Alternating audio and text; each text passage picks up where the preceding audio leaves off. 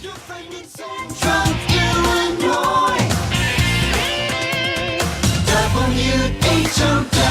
Top of the morning. Thanks for being with us. I'm your host today, Seth Lawrence. The WHOW Morning Show streams to Facebook and YouTube. It's brought to you by Peterson Insurance, your Beacon Insurance agent in Clinton. My guest in studio today, Curt Homann, is the Executive Director of the DeWitt County Development Council. Good morning, Curt. Good morning, Seth. How are you today?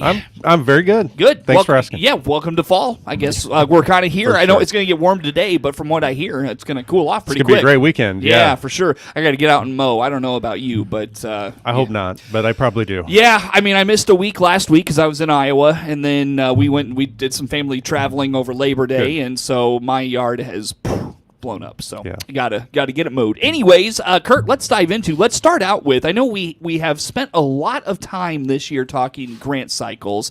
The latest and the deadline for the latest grant cycle is today. How Yes, about that? absolutely. So the deadline for the latest grant cycle is September 30th, and so that's the last day of September. It is a Monday, and we anticipate. I'm sorry, I thought that was today. My fault. I thought No. the deadline was today. No, September 30th. September 30th. Yes, Okay, that is sure. correct. And then we'll have presentations. October 10th is the plan for those selected that are to come in and present. Okay. And honestly, I'm glad you mentioned we talk a lot about grants. I'm really glad that we do that because that is a lot of what we do, and we're always excited to offer the grant money out to our county businesses that can use it. Sure. For sure. Remind us how much is up for grabs this So cycle. this particular time, we'll have 14,000 at least that'll be able to be distributed. Again, that could go to one recipient. Most of the time, it is split over multiple recipients. Gotcha. So, some of the criteria, of course, it does need to be a DeWitt County business, a for-profit business. I always want to throw that out there, and there's an application online which explains all of the details and deadlines and requirements. But ultimately, it's the business that can show good use of those funds and how that will improve or better their business. So keep that in mind. That comes up on September 30th. Where do folks go for that information? You know, kind of those criteria, the application. Where do they find all that? Yeah, if you do a Google search, DeWitt County Development Council, it will pop up our website, and click right on that, and it's on the front page of our website. I think it's dcdc-illinois.net. Is the official website address. Also, you can follow us, of course, on Facebook. There's been at least one or two postings on that grant release as well. All right. So Be on the lookout for that at the Facebook page. Very good. Well, Curt, let's dive into, and I kind of want to get your feedback on what feedback you have gotten regarding data.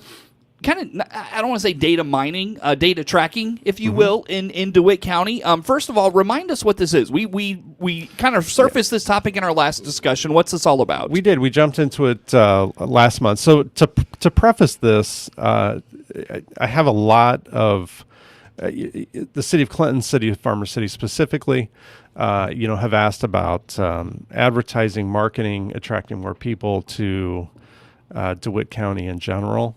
And so, marketing, we love marketing, but we want to be very effective with it. So one of the things that's out there, of course, is data tracking, and that is tracked via cell phones. So everybody has at least one cell phone, it seems, and people have them with them all the time. And those cell phones are a trove, unfortunately, 'cause in a scary way sometimes, but a trove of information. Right. So, have to be using your cell phone at the time, but if you were traveling somewhere, we can get information such as the zip code that you're coming from.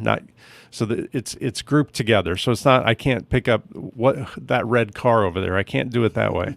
But I can pick up zip codes that people are coming to, where they're stopping, location-wise, how long they're within the county, where they, do they live in the county, do they live outside of the county. I can track people that are driving by the county that aren't stopping. With that, it also groups job information, so I can get a percentage breakdown of what kind of jobs people have. I can get a percentage breakdown of incomes. I can get all kinds of data. Now, what we do with that is really critical. And so a couple things I want to highlight on that. I could get some really basic information from them for free, and so I asked for Clinton, Illinois zip code 61727, and asked for the locations that were stopped at the most. Okay.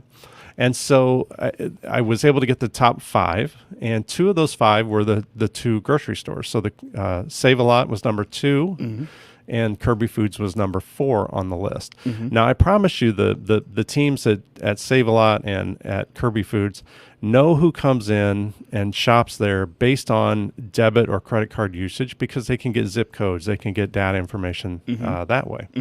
But what they don't know is the people that came downtown Clinton to an event, as an example, that didn't come to the grocery store. And so what we want to be able to help them do more efficiently is to find out where people are at, why they're here, where they stop, and we can effectively market the county in a better way. The bigger picture, of course, is the lake. You know, it's been on everybody's mind, certainly recently, and it had another great summer at the lake. But you know, where's that traffic coming from? Where's it going once it's in DeWitt County, and how do we capitalize on that a little bit better? So ultimately, this service, we feel like the cost of the service will ultimately pay for itself many times over and bring benefits to the businesses that are already within the county. Help me attract new businesses because I have a lot more data to present to them, and also, you know, increase sales tax revenues and other, you know, gas tax revenues and those things from outsiders that are coming in that we can market to DeWitt County as well. So ultimately, if we can raise the dollars spent and invested in DeWitt County by using this data mining marketing tool. And how do you do that? I mean, how do you increase people's awareness of the let's say people at the lake? How do you make them aware of, hey, there's a grocery store in town. If you forgot your snacks, jump in there. There's we've got Big D, and they've got your beverages for the boat and all that stuff. So from DCDC's perspective, and probably any public entity's perspective, you know, I don't think we pick and choose an individual business and do their marketing for them. But I can certainly provide that marketing data to the 2 grocery stores as an example that are in Clinton, and allow them to market maybe smarter. So if they know that, and this is completely random, if they realize that there's and untrue, but 80,000 cars driving right by DeWitt County that are from Peoria, you know, all of a sudden they need to address their marketing efforts, you know, to the Peoria area. Hey, while you're here, now obviously that's an extreme exaggeration, but we'll be able to pick up on those data points. And so maybe if we know apple and pork coming up, you know, is there a way that you know, we can effectively market to the people before they get here, so that they have it on their radar that, hey, by the way, I'm going to stop at this grocery store and get these food items or whatever it is prior to leaving Clinton for apple and pork. Okay. From our perspective, DCDC's perspective, or county or cities, we can help them market community assets. So Clinton Lake, obviously a community asset that ought to be marketed, or just we know where people are coming from, so we can target those community assets. Great place to live, whatever it is that those institutions or those governmental bodies want to market. We can pinpoint why they should and how they should. How much data and how much time do you need to gather that data before you can effectively start to help businesses with the information you have? So it's real time data. So I literally could pull up, and I'll use apple and pork as an example.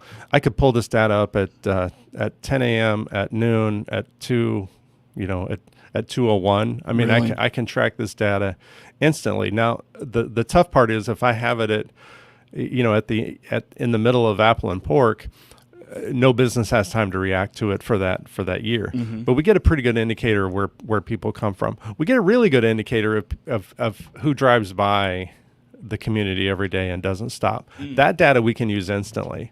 So I can track that for a week. I can track it for a month, a year, whatever that data period we want to use, and say here's where people are driving from, not stopping.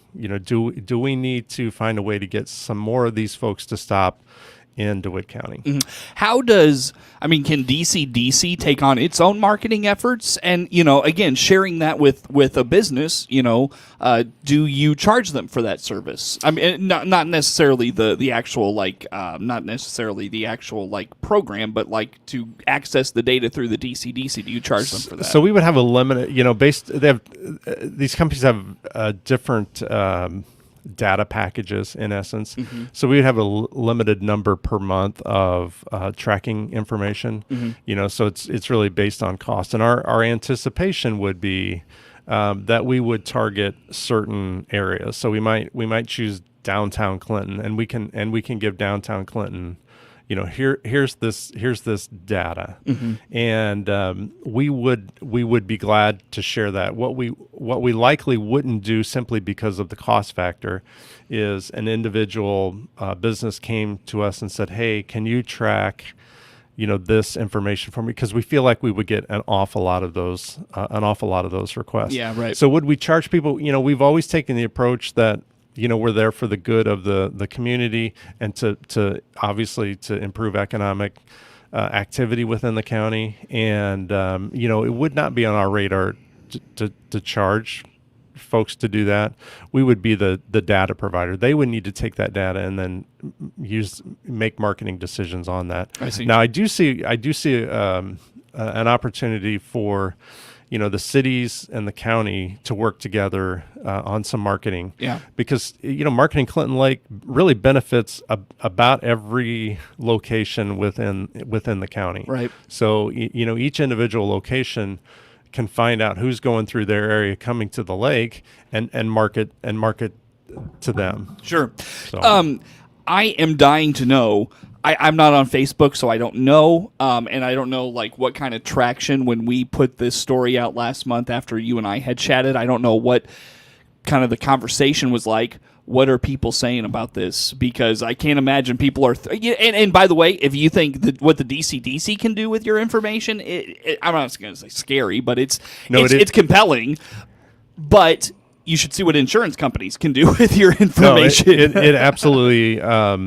If we don't subscribe to the service and use that data, the data's still out there. Right, exactly. It's not like they're getting it special for us. It's already being tracked, and it is scary. It really is.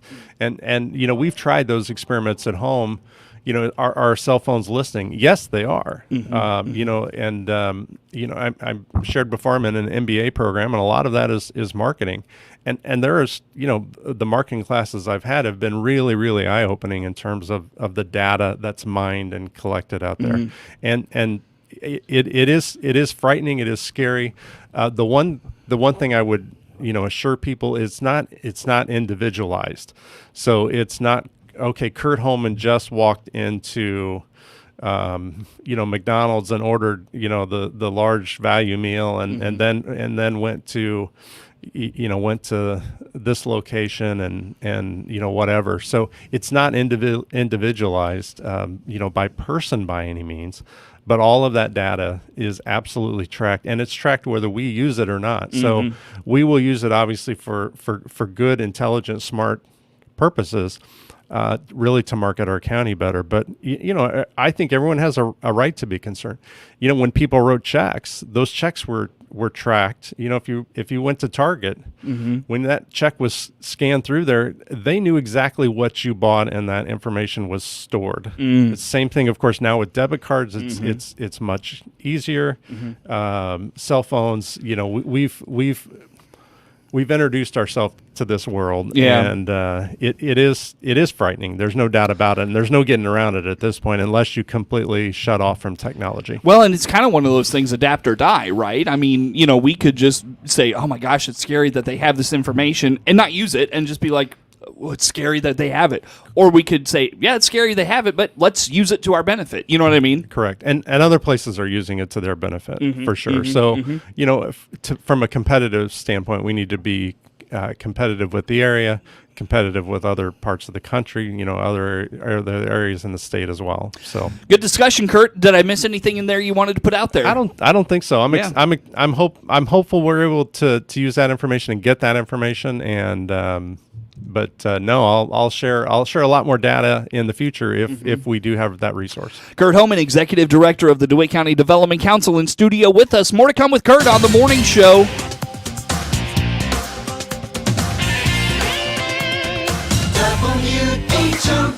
WHOW.